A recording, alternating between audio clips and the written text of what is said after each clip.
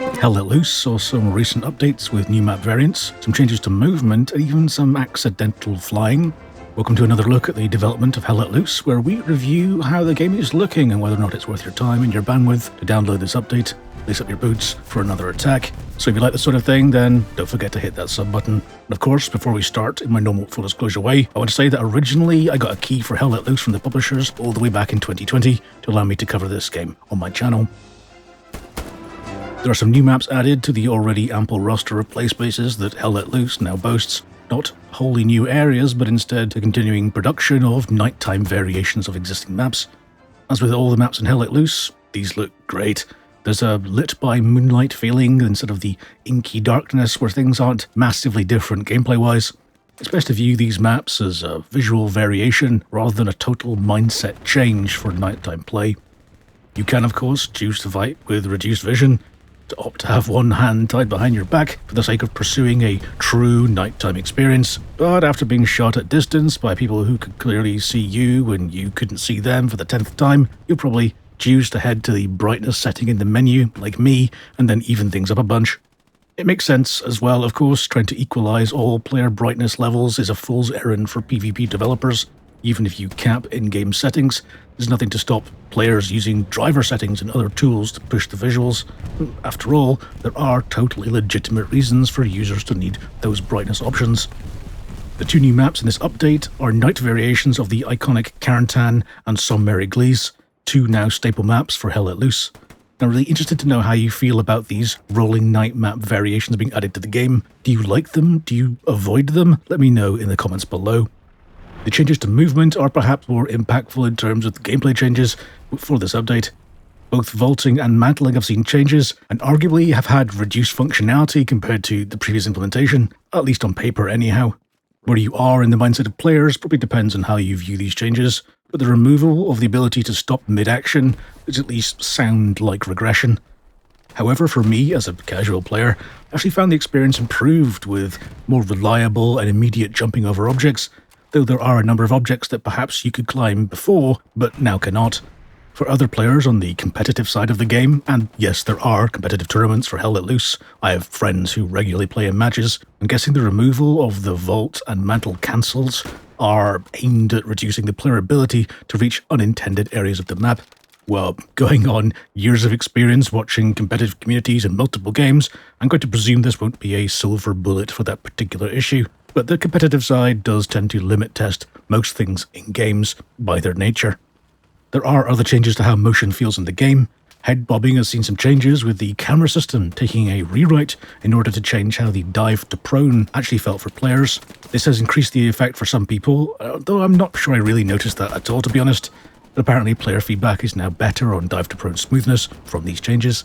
In an apparent bug, and I'm guessing from these changes, has been a rather entertaining and accidental addition of flight to the game.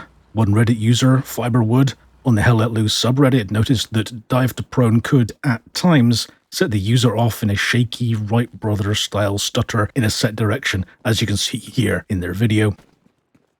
Overall, the game is still an impressive title to come back to after a break. Compared to the likes of Squad with their recent infantry combat overhaul, Hell Let Loose feels even more like an approachable game rather than something trying to be a pure simulation. Hell Let Loose is more of a game. The floating UI above friendly players still irritates a little, but you can't deny how much clearer it makes the business of identifying friend from foe. Without it, you would need to be constantly checking your map, like you do in Squad. The visuals are a step up from pretty much any other milsim on the market. The world feels like a rich and detailed place with believable locations and general artwork. Perhaps it's the actual world dressing that really elevates this feeling of believability, though. Walk through any building, from farm to centre of townhouse, and you find it furnished in a realistic way. It looks like people left in a hurry. The likes of Squad and the much-missed post-scriptum always had a sort of film set feeling where the world feels like a training session or something. Just why is every room empty? Well, in Hell Let Loose, it isn't. The audio is better than I remember too, a big step on from where I first played the game, and somehow that sort of set my mental template of where the game was, so returning to really beefy, impressive sounds is repeated joy now. As good as Squad? I'd have to say no, but the difference is slight now compared to before. Performance, on the other hand, is a little mixed now. The peak performance was better than I recall, but the overall performance picture actually feels worse than before. On the upside, there are maps such as Stalingrad that seem to run substantially better than they did previously, especially at release. In those, I can see peak FPS numbers up into triple figures on my semi-recent machine. I have a 5900 AMD CPU and a 3070 NVIDIA GPU, which I certainly would never have had that level of performance before. However, there is now some persistent hitching or micro-stutters that I don't remember before. It feels like asset loading or like LOD swapping rather than something like shader caching. It happens pretty much all the time on some maps. I think it was Sommer-Église where I found a spot where I could provoke it to happen pretty much every time I rotated while in ADS.